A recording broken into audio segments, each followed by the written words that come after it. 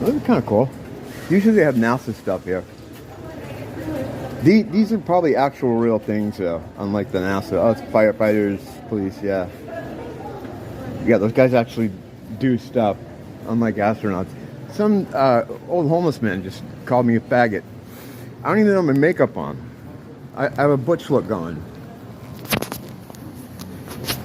I mean, I could still look like a faggot, but it's neither here nor there nor anywhere.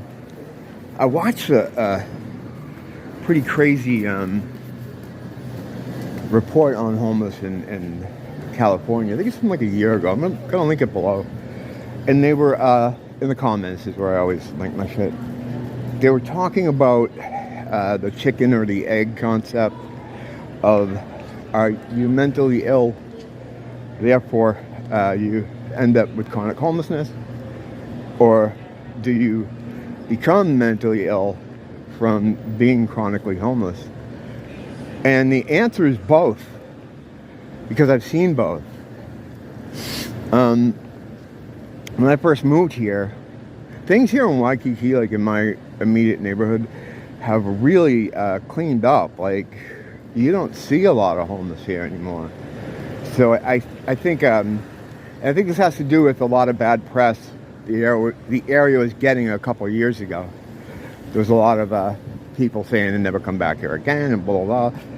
When I moved here in 2016, homeless people were everywhere.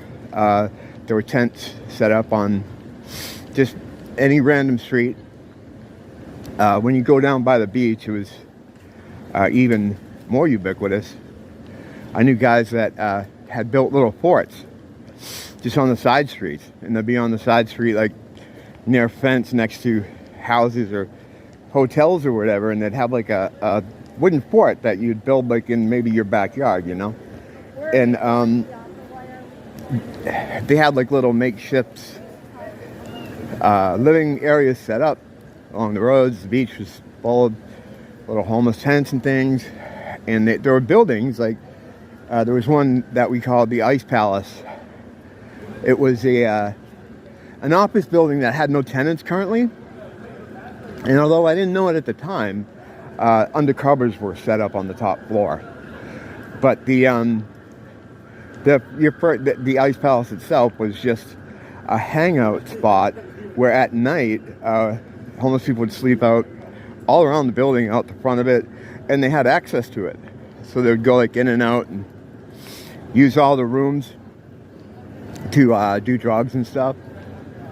It was pretty wild. When I had first got here, I'd never seen that kind of homelessness before. I was like, what the fuck? How do they allow people to fall through the cracks like that? I was just fucking blown away. So I became like a sort of one-man outreach program where I would just, I'd talk to them all, I'd give them what I could, I'd let them come up to my house, take a shower, I even let people stay there for certain periods. One guy was there for a couple weeks. I felt bad. I couldn't believe that this was happening. I'd never seen it on a scale like this. I was just kind of blown away. And I knew, most of them. I'd hang out at the beach. Not most of them. I mean, how the fuck do you know most homeless people? But there was a group that I would hang around with down at the beach that I knew, and I'd try to help out when I could. And I was with them so often that a lot of times people would give me food. Like they'd walk by me and be, oh, here you go, man. I'd be, oh, thanks, I was just constantly hanging out with them, giving them whatever I could, food. When it rained, I'd get blankets together, go out. It was fucking crazy. It was like that. It became something I got really obsessed with, because I was just blown away that this is allowed to happen, And then the more I got to know a lot of them, I started to see like a lot of these guys aren't just in between homes. The people that are in a jam, right, or that have a family or something that become homeless, they're in the system, like trying to work the system. Basically, they're anywhere but hanging around the McDonald's. You know what I mean? Those people are trying to work themselves back into housing. Most of the homeless people hanging out down in Waikiki are not actually homeless, in the sense that they're not looking for a home. They've chosen a lifestyle to, and none of them, I mean, well, there was a couple of them that were pursuing help. One guy in particular, a guy I was letting stay at my house for a couple of weeks, he ended up getting housing. And within, I don't know, within 6 months, he was kicked out. Because he just made his place like a open door policy for people to come in and like do drugs and cause problems. The cops were always going there. And he was kicked out, lost his housing. And the first time I saw him after that, he was like psyched. He was happy. He's like, yeah, I'm back out here, man, you know. And it's weird because what I think it is a psychological thing. It's like a responsibility thing. They don't want, not responsibility, it's like they don't want ties to anything. Like a lot of them won't even take a P.O. box.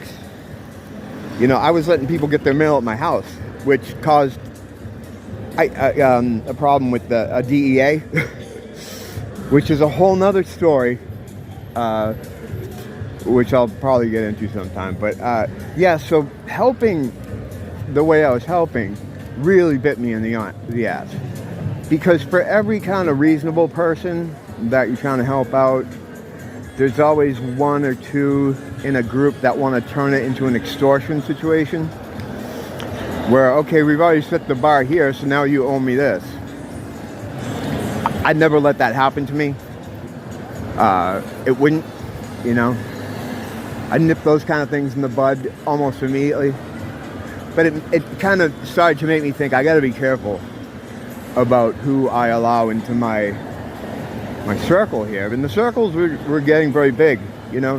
When you live here, it's like most of the people you see, at least in my immediate neighborhood, are tourists.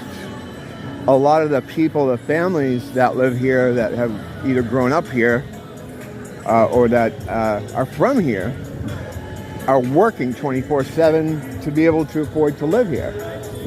And a lot of them now are getting fucking priced out of their own homeland, you know? Again, that's a whole nother horrific story.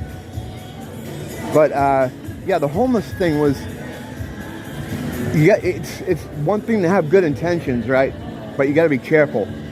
I didn't realize, because I was looking at everything from like, what if I was in this situation? You know, what if I was on the street, you know? But these people are coming from a way different perspective than me. And a lot of times, you know, I bring them up to my house, have something to eat, and hey, sit down, you know, relax, you want to take a nap. They're not like, wow, this guy's cool. Nice of him to give me this little time out from the street. They're like, oh shit, what's in this place? Can I steal this? Do you have any money? You know what I mean? That's kind of really what was going on, more often than not. So I started kind of breaking away, hanging around down there less, seeing people less. Because the thing is, when people that are living on the street, nomadic folks, as I would sometimes call them, they bring the street with them. A lot of the problems, a lot of the illnesses, you know, you're bringing them into your environment.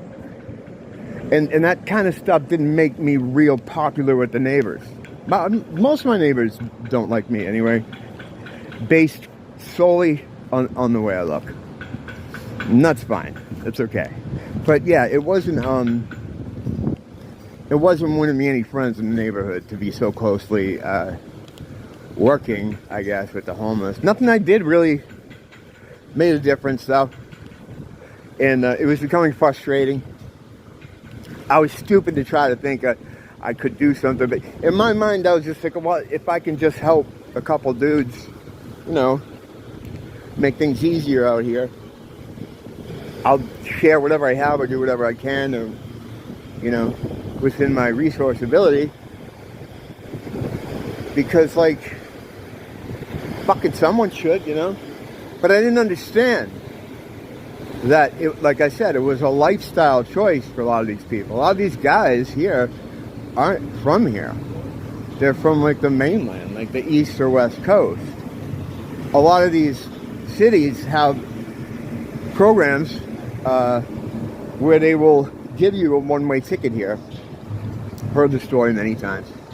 They'll give you a, you know, bag, a carry-on bag, and a one-way ticket to here. Now, this place makes out on that end too.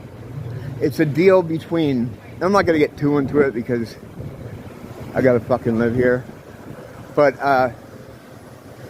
it's a mutual benefit to both sides for them to take the homeless and for these states to get rid of them. They have more money here.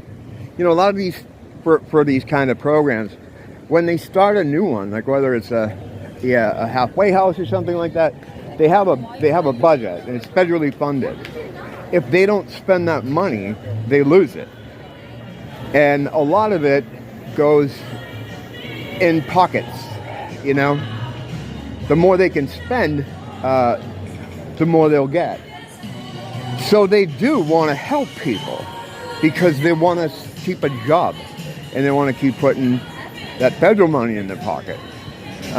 So the programs are there. The programs are there. So they're out there, you know. They just don't. They have too many restrictions. Like, and this is a problem anywhere, where they have like shelters or something, but you can't come in drunk or you can't use.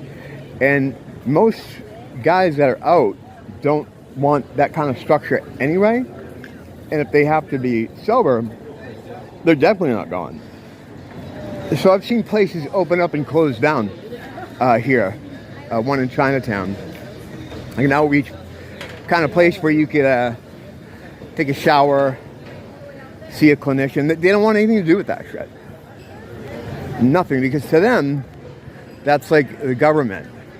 Those people come out with like pads in their hands and they want to talk to homeless people, like, hey, how long have you been on the street? Hey, do you need a medical? They run from those people. For them, it's easier to just beg in front of, you know, McDonald's or something, and people give them money and food, which the food always goes in the trash bin. So that's a bit easier time, you know. Like one of my friends who I would hang around with quite a bit, he seemed to be having just a fine time. Like occasionally he would complain when his bag would get stolen. The homeless people here steal from each other quite a bit, which is fucked up because no one has anything. But they'd hit each other after like med day, because some people would get meds, you know, and they would know. My friend in particular wasn't very smart about it, because you knew when he got his meds, because he would be all messed up, you know, and then people would follow him around and wait till he fell asleep. So people, you know, when you're fucked up, you're not in the smartest. But he wasn't. He was pretty happy. Like he was like always having a good time, always laughing. He would get drunk every day, go to the store, buy. He had enough money to survive through welfare programs, and a couple of them were on SSI. So it was like they weren't looking to change things up. Where I lost contact with most of the regular crew, I was moving away from it anyway, kind of because it was causing too many problems in my life. When the lockdowns happened, that just dispersed everyone, and I don't know what happened to a lot of those guys. They're just simply gone. New people still come in though, and the street near mine seems to be a drop-off area. because every once in a while, I'll see them coming in like off a bus, and they'll all be walking down the street with those carry-on bags, those wheeled black roll-on carry-on bags, so I know they're new. They usually congregate down here near the bus stop where there's a park, and they'll stay there for a couple days or a couple weeks or however long until they figure out where else to go on the island. They usually stay right there. I'm going to walk by there and I'm just letting some of these people go by so I don't get caught in a mosh. Okay, so they spread out. A lot of times I'll see guys come in and they'll be around here for a while, then I won't see them anymore, and then I'll go downtown near Chinatown and I'll see them looking like they've aged 10 years, you know. They tend to make their way downtown, and the reason is because there's more drugs down there, there's more services down there, it's closer to everything. There's an area that, I don't know if they still allow them to do this anymore, but there's an area that I used to call the black market flea market, where you get off the bus stop right past the courthouse, ironically, and there's like a little sort of area, like a sitting area, about like the size of the park here. And it's in between a Walgreens and a Long's. And the doctors' buildings, where a lot of the doctors were, the buildings where the doctors were in that area too, like right on the other side. So what would happen is people would come and get their scripts, they'd fill them, and then they'd go sell them or trade them at the black market flea market. People were allowed in air quotes, allowed to openly buy and sell. Not so much use. If you want to use, you kind of had to get out of there. But they could buy and sell there with impunity. And I think the reason being is because it was a containment area. I think the feeling was, if we allow drug activity here, then we know where they are. If we were to disperse this area, we would have people doing this all over the downtown area. So they allowed it to happen. Occasionally a sweep would come through, but people knew when it was coming. It was symbolic more than anything. Like, hey, we are watching you. And then they'd get in their van and leave. And everybody would go back to their spot and start trying to wheel and deal. You could basically get anything you wanted. If it wasn't there on spot, someone knew someone that, it was a phone call away or something. So it was like, if you were into drugs, man, that was the black market, flea market was the place to go. It was open every day, but usually Sundays and Saturdays was a little quiet. I fucking know the hours. The best time to go, why am I going through this? Best time to go would be in the mornings when the doctor's open. Everybody had all this stuff. They're always looking to sell, looking to trade, whatever. So anyway, that's where the homeless usually end up, down there. But yeah, there's no more tents along the roads here. As you can see, like, it's cleaned up quite a bit, like from when it was in 2016. Jesus, it's scary when I don't hear people behind me like that. That freaks me out.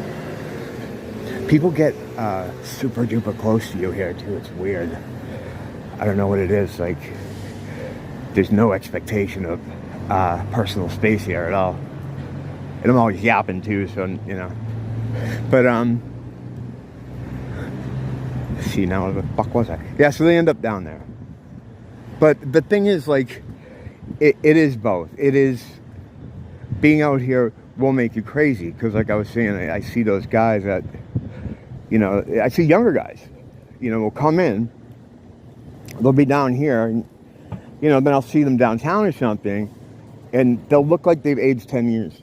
It's because living out here is anxiety. I had a friend of mine that I met here. He was working for the he was working for Waikiki as an ambassador type guy, one of the cleanup guys that go around with the barrels on wheels, and he was working for the city. He had been homeless here, got his shit together, got into housing, blah blah blah. We were good friends. I used to hang out with him all the time. And what happened is, it was a long story basically. He ended up getting in a situation where he lost his place. Now, I figured oh, okay, he must have another thing lined up. He didn't, and ended up back becoming homeless. And I watched him decline fairly rapidly. And that led into him doing drugs, because when you're out here, a lot of times you have to stay awake unless you can find a spot where you're not, going to be attacked in your sleep. Because, I heard all the stories. And he was trying to get some housing. He eventually did for a while. But by that point, he had been out for so long, well, a couple of years, that he was kind of messed up. It messed him up in the head that he couldn't maintain housing like that other guy I talked about. And when he lost his housing, he as well seemed like it relieved. Like, oh, that's all right. I'm back. I'll do this. I got a place I can sleep over here. It was like, so yeah, it's both. You can be mentally ill, end up on the street, but when you're on the street, it will make you mentally ill. And in my mind, it's a spiritual illness, not a mental illness, as I've talked about before. But yeah, it happens both ways. Like, it's both things.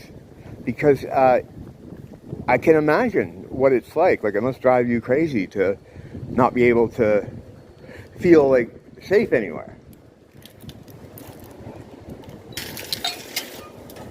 What do you do, though? Like, what is the answer? And even though it's seemed to be cleaned up a little bit here, it's a exploding problem all over the country. It's only getting worse. Someone smarter than me may have an answer, but unfortunately I don't. Hate to leave you guys on a downer, but I mean, there's no upside to that.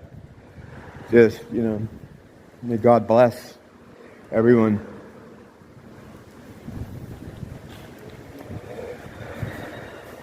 I hope to find a safe port for everybody at some stage. I don't know. Don't blame the teacher. Blame the school.